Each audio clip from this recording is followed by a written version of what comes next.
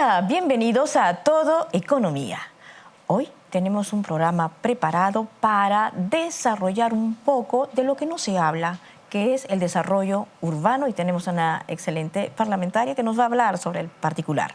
Y también hemos invitado a un coach para que nos ayude a salir de esas crisis personales que nos lleva a solucionar también crisis generales.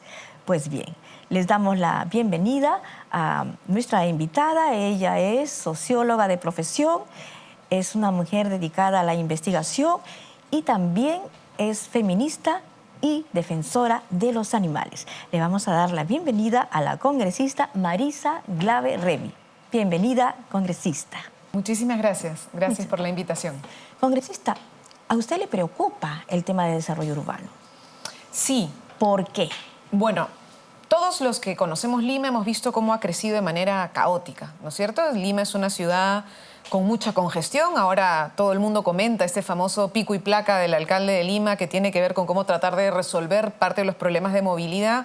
Pero mucho de lo que tenemos nosotros como problema tiene que ver con que hemos crecido de manera muy desordenada y al ritmo de la especulación. En realidad, los que han ido comprando suelo o apropiándose del suelo urbano han ido desarrollando la ciudad sin planificación, sin mayor contribución, y todos los efectos negativos los pagamos todos nosotros. Hoy día, por ejemplo, si es que hay que resolver problemas en las pistas porque se hacen huecos, porque tenemos mayor circulación, ¿quién paga? Todos nosotros pagamos. Si, por ejemplo, hay nuevas áreas y de pronto hay que trabajar con agua y desagüe porque tenemos que ampliar el sistema de agua y desagüe. Hoy día tenemos un problema en Lima altísimo de acceso al agua. No, como nos ha dicho el presidente de CEDAPAL de manera pública, en los próximos 2 o 3 años podemos empezar a tener problemas de abastecimiento para la ciudad de Lima porque no vamos a lograr tener fuente suficiente de agua para poder abastecer a toda la ciudad. Entonces hay un conjunto de costos en servicios, en infraestructura. Antes, por ejemplo, un barrio que tenía, digamos, 2.000 viviendas y tenía 2 parques, de pronto sigue teniendo 2 parques, pero tiene 20.000 viviendas. Es decir, se ha multiplicado por 10 el número de unidades inmobiliarias y no se ha multiplicado el área verde. Entonces tenemos más presión sobre estos temas. Entonces, ¿qué cosa va ocurriendo? Que toda la parte del desarrollo del valor que tiene el suelo y del crecimiento urbano se va rentabilizando, va generando renta, pero se va generando renta solamente para un sector privado, reducido, y los costos de todo ese crecimiento los pagamos todos nosotros. Entonces, ¿qué cosa es lo que nosotros estamos proponiendo en esta ley desde mi despacho? Es que comencemos a hacer lo que hacen otros países.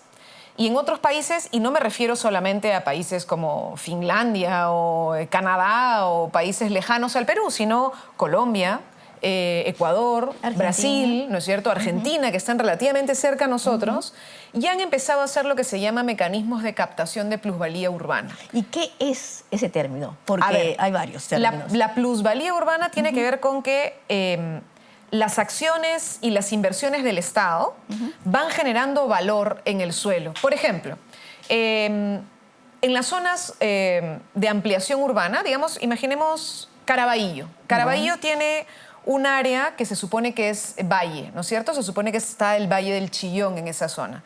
Pero hay mucho de ese suelo, que antes era rural para dedicarse a la agricultura, que ha ido pasando a ser suelo urbano. Es decir, se le ha permitido lo que se llama el famoso cambio de zonificación, de rural a urbano. Cuando era rural, el valor de ese suelo, digamos que era 100. Y luego la municipalidad firma un cambio de zonificación y dice, voy a permitir que este suelo sea ahora formalmente urbano. Solo con la firma de esa autorización municipal, ese suelo que valía 100 pasa a valer 400. Y la pregunta es, ese incremento de valor de 300 en el mismo suelo, solo por la firma de una resolución administrativa, ¿no debería captarse en parte para que la ciudad pueda generar todas las inversiones necesarias para la ciudad? En la mayoría de países eso se cobra, por ejemplo. Entonces, cuando hay este tipo de cambios, se cobra. Luego tenemos un conjunto de cambios como, por ejemplo, hay un área que era residencial media. Digamos que tú podrías hacer a lo más un edificio de 4 o 5 pisos. Ese era lo máximo permitido y con determinadas restricciones. Pero de pronto hay un cambio de zonificación y esa área se vuelve comercio metropolitano. Es decir, pueden poner un centro comercial en esa área. Eso hace que de pronto ese mismo terreno que antes valía, digamos, 2.000, ahora vale 20.000. Solamente por ese cambio de zonificación. Entonces, de pronto la pregunta nuevamente es, si ese cambio de zonificación hace que antes algo que valía 2.000 valga ahora 18.000, este margen, que es una plusvalía, ¿no deberíamos captarlo de alguna manera? Eso sobre las lógicas administrativas. Y por ahí hay un conjunto de instrumentos para captación de esas plusvalías y que luego esa plata se vuelva a usar para la ciudad. Permítame. ¿Qué es lo que ha hecho aumentar ese cambio, ¿no? de titularidad? De zonificación. De zonificación. Ese cambio, ¿a qué se debe su multiplicación de valor? Al hecho de que ahora hay una autorización para usar con mucha más intensidad ese suelo. Tú, por ejemplo... Esa intensificación es... De uso urbano. Sí. Digamos, hoy día tú no puedes hacer lo que quieres. ¿Cómo se intensifica? Con el cambio de zonificación. Ya, es decir, ¿cuáles son los cambios? A ver, le estoy tratando de explicar. Vamos a ver. Hay un suelo donde solamente se puede cultivar, porque es rural. Solamente se cultiva. Y no se puede hacer nada más que cultivar. Ya. Luego la municipalidad da una autorización para que en lugar de solo cultivar, se pueda construir vivienda. Muy bien. Si se hace ese cambio, antes no se podía construir. Claro. Ahora, si se puede construir con esta autorización, eso incrementa el valor de ese suelo. A eso me refería, que no solamente son las viviendas, sino también crecimiento de zonas comerciales. Exactamente. ¿No es Entonces, todos estos cambios Pistas, a zona veredas. comercial. Entonces, primero hay estos cambios. Entonces, primero hay que captar. Pero luego ocurren otras cosas como, por ejemplo, el Estado... Acá cerca del centro histórico, usted ha visto el eje Ica-Ucayali, que se peatonalizó, ¿no es cierto? Efectivamente. Y ahora creo que el alcalde está pensando en peatonalizar otras áreas. Priorizarse al peatón. La peatonalización del eje Ica-Ucayali le costó a la municipalidad cerca de 9,5 millones de soles en inversión para la construcción. Ya. Vino al Perú el profesor Borrero, que es un especialista en temas de catastro y en temas de valoración del suelo de Bogotá, de Colombia, y hizo un estudio comparativo. ¿Cuánto valían los inmuebles alrededor del eje Ica-Ucayali antes de que se haga la pavimentación y luego después de que se hizo la peatonalización? Y entonces armó un radio de acción y luego hubo una valorización. ¿Qué es lo que se ha encontrado? Se ha invertido 9 millones, pero todas las casas de ese entorno se han valorizado en 95 millones. Entonces la pregunta es, si de pronto tú no hiciste nada, pero por la inversión pública hubo una valorización de tu predio que es altísima, la pregunta es, ¿no habría que pagar una pequeña alicuota de esos 9,5 millones para que podamos recuperar esa platita e invertirla en otra parte?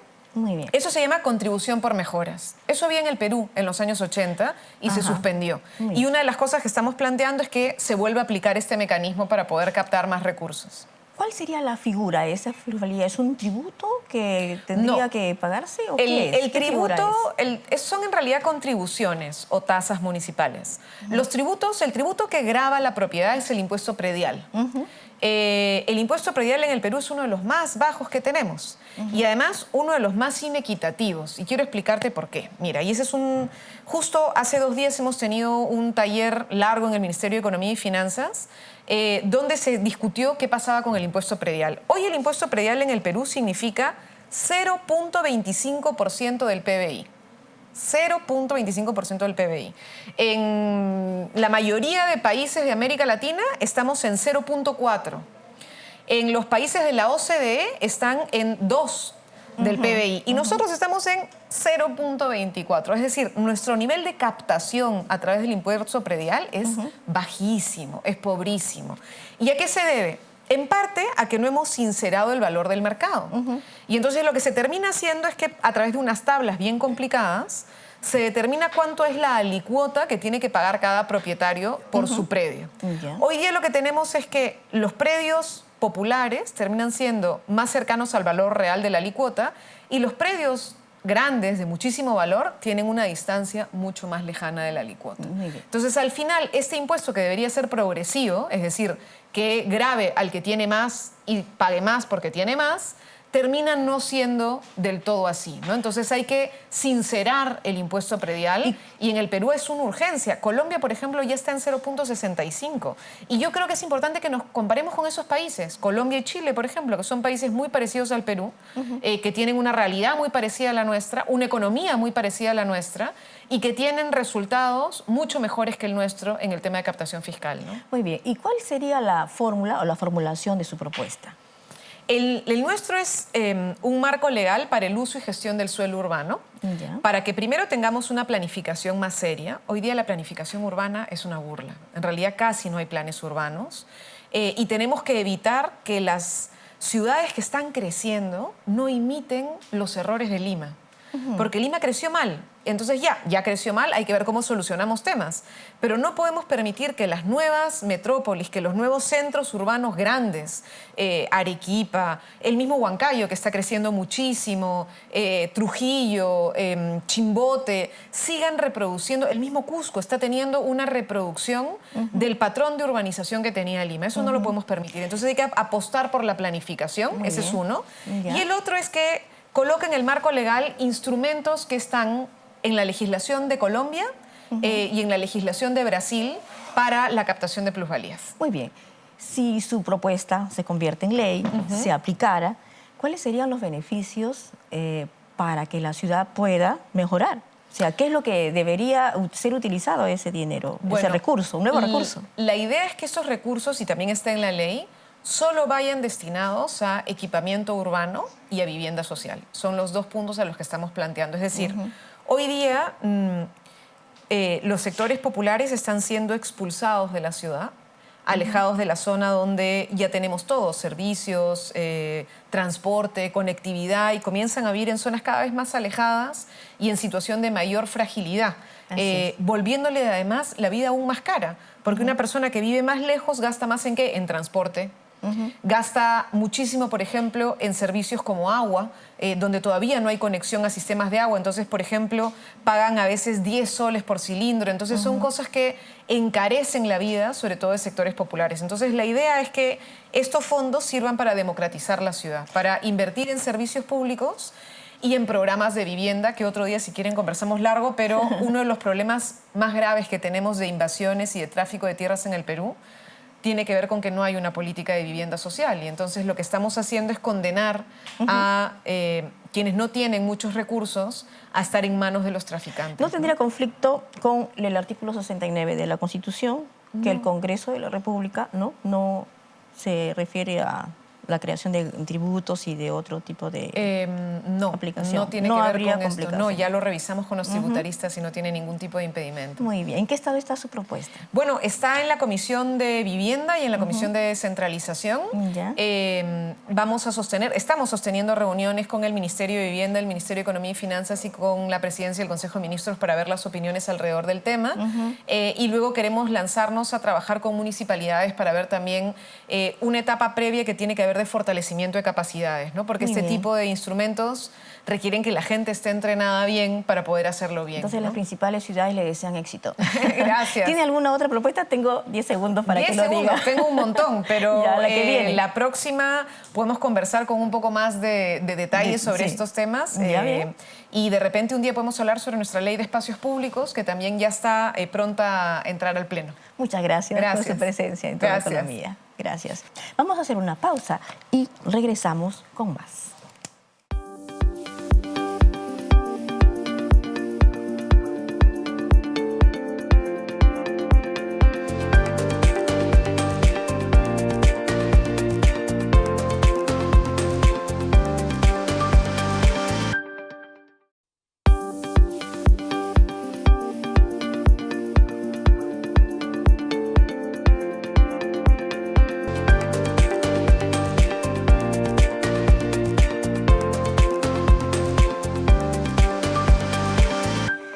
Estamos en nuestra segunda secuencia y vamos a hacer un paréntesis para recordar que el Poder Ejecutivo ha promulgado 19 leyes hasta el 15 de agosto de este mes. No tienen reglamento.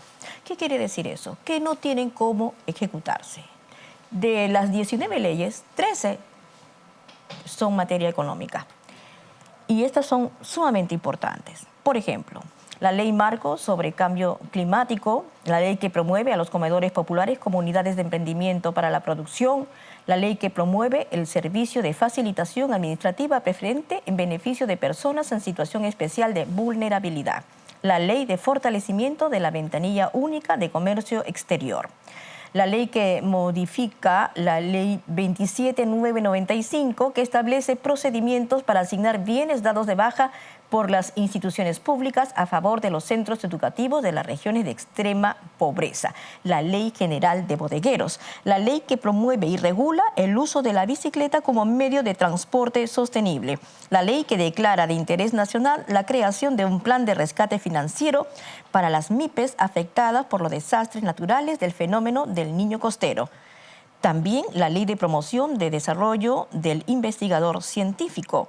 La ley que autoriza el nombramiento progresivo como mínimo del 20% de los profesionales de la salud, técnicos y auxiliares asistenciales. La ley que modifica la ley 27688, ley de zona franca y zona comercial de Tacna. La ley que fortalece la planificación de la producción agraria y la ley que promueve la reducción y prevención de pérdidas y desperdicios de alimentos.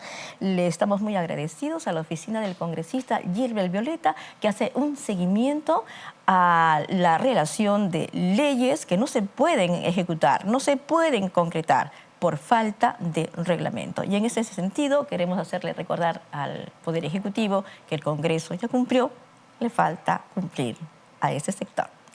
Pues bien, lo prometido es deuda y está con nosotros nuestro invitado. Él es un excelente especialista parlamentario, pero también tiene otro don. Él es un coach.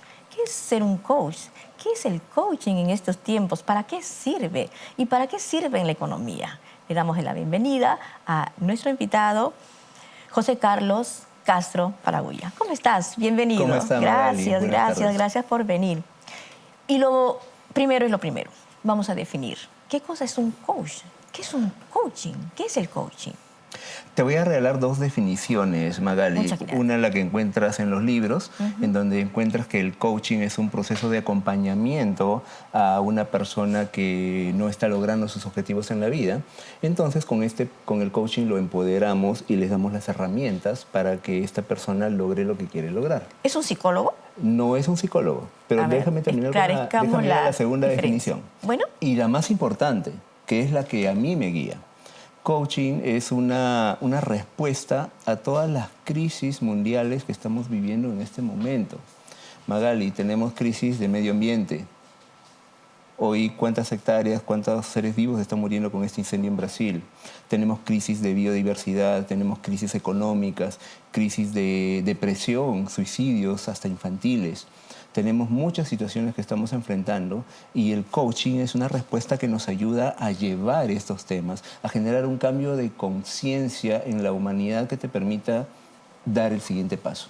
Muy bien. ¿Es un psicólogo? No es un psicólogo. Pero no estamos separados de la psicología. De hecho, el coaching recoge y se nutre mucho de la psicología y de otras disciplinas. Y también encontramos muchos psicólogos que están estudiando coaching o que ya lo hicieron y que desarrollan estos dos espacios. ¿Hay diferente tipo, clases de coaching? Sí, y ahí hay como bastante confusión, ¿no? Tenemos coaching deportivo, por ejemplo, tenemos coaching organizacional, que es el que se realiza en las empresas para lograr mejores resultados, coaching de equipos, tenemos coaching familiar, coaching financiero, Magali, y esto es muy importante para tus televidentes seguramente porque esto nos ayuda a manejar mejor nuestro dinero, ¿no? Y a comprender qué está pasando y por qué estamos gastando como estamos gastando. Vamos a la casuística. ¿Qué pasa con una persona que siempre vive endeudada o que siempre le falta el tiempo para hacer sus cosas y apremiado? Hay diferentes maneras de entender esto y gracias por esa pregunta porque me permite también dar pie para hablar de otro tipo de coaching que es el que yo promuevo, que es el coaching ontológico. Entonces, cuando nos preguntamos qué hace que esta persona no le alcance el dinero, cuando hay otra que tiene las mismas circunstancias, de repente la misma carga familiar, las mismas responsabilidades y sí le alcanza. Ah, sí. ¿O qué pasa? Que dos personas que hacen lo mismo, una siempre está apurada y no cumple con sus actividades y se desangustia por eso, y la otra sí, incluso tiene tiempo para ir al gimnasio, para ir a hacer una u otra cosa. ¿Puede ser que la persona que sí le alcanza el tiempo es más organizado, es más disciplinado o la razón es otra? Hay varios niveles para abordar todas estas temáticas. Lo más inmediato es eso. Oye, yo te puedo recomendar alguna forma de organizar tus actividades como para que las hagas en menos tiempo y de manera más efectiva. Pero podría ser que eso no te vaya a dar resultados porque de repente ya lo intentaste y no te funcionó tan bien. Entonces yo, como coach ontológico, yo me fijo en tu ser. Es decir, veo qué cosas estás diciendo, qué cosas estás pensando, qué emociones pasan por ti, cómo está tu corporalidad y como un ser único, yo me pregunto, ¿qué es lo que hace que tú consideres que no tienes tiempo para cumplir con todo lo que tienes que cumplir? Por ejemplo. ¿Es una interiorización ver qué es lo que causa esa forma de actuar? Es que normalmente nosotros actuamos por cosas que llevamos dentro y no necesariamente como respuesta a nuestro medio ambiente, sino con cosas que hemos aprendido desde pequeños. Entonces, si yo aprendí desde pequeño a reaccionar de una manera determinada, de adulto lo voy a seguir haciendo. ¿Se puede cambiar? Siempre se puede cambiar, Magali. Siempre se puede cambiar. No importa la edad. No importa la edad, lo que importa es que quieras cambiar. Que quieras. Y ahí está la dificultad. Entonces, quien dice, no, yo ya no voy a cambiar, yo soy así, yo ya nací así. Ah, que me acepten como soy. ¿Qué se puede pensar? No, simplemente que no quiere cambiar. No es que no pueda hacerlo, es que no quiere hacerlo. Hay una cosa que yo siempre le digo a las personas con las que converso. No sé, la pregunta no es si puedes o no puedes, la pregunta es si quieres o no quieres. Porque si tú quieres algo, aunque tengas todo en contra, lo vas a hacer, vas a encontrar una manera. Pero si no lo quieres, aunque tengas todo a favor, vas a encontrar una excusa. Y las excusas son gratis, Magali. Son gratis y hay un montón. Muy bien. Entonces esa es la gran pregunta. ¿Se puede ser fácilmente un coach? A ver, no es que sea fácil, pero tampoco es que no esté al alcance de las personas. Yo creo que lo más importante para ser coach es tener una gran vocación de servicio, genuina y legítima, en donde yo no esté buscando lucrar con lo que sé, con lo que hago, sino ponerme al servicio de la otra persona y realmente acompañarlo en que logre mejores resultados. ¿El coaching es una disciplina? ¿Es una profesión? ¿Qué es? Es muchas cosas. Es una disciplina porque evidentemente tiene técnicas, tiene herramientas que hay que seguir, tiene un procedimiento, pero también es un arte porque cada coach desarrolla el coaching de acuerdo con lo que es. Entonces, ante el mismo problema, si tú, por ejemplo, quieres consultar coaches y vas con un problema, dos coaches distintos te van a llevar la sesión de manera totalmente distinta porque cada uno pone su arte. ¿Y hay normativa para reglamentar el servicio que hacen los coaches? Magali, ese punto es muy importante. No existe legislación para este tema. ¿En ninguna parte del mundo? No. A ver, vamos por partes. A ver. Lo que tenemos ahora son asociaciones internacionales que agrupan a las escuelas de coaching y que le ponen parámetros, ¿no? Y para ser aceptadas les dicen, tú tienes que cumplir con estos criterios y tus alumnos o tus egresados tienen que cumplir con estos códigos de ética. Y nosotros estamos obligados a cumplir eso. Pero entiendo que en nuestro medio hay organizaciones, instituciones que no necesariamente son las idóneas, ¿no? Que imparten esa misma formación. Y ese es el problema que estamos teniendo, porque como el coaching es una disciplina que está floreciendo muchísimo y está siendo muy requerida, entonces aparecen muchas organizaciones que no tienen las credenciales para formar coaches o para hacer coaching y lo comienzan a hacer. Entonces la recomendación ahí a todos tus televidentes es básicamente cuando tú busques un coach para tu empresa o para ti, asegúrate de que pertenezca a una institución acreditada que esté permitida de dar la formación y de dar los servicios. Yo sé que cada persona es un mundo, es una unidad también, pero ¿se pueden hacer recomendaciones generales para nuestros televidentes frente, por ejemplo, a una situación de crisis, de problema económico que estén atravesando? ¿Se puede?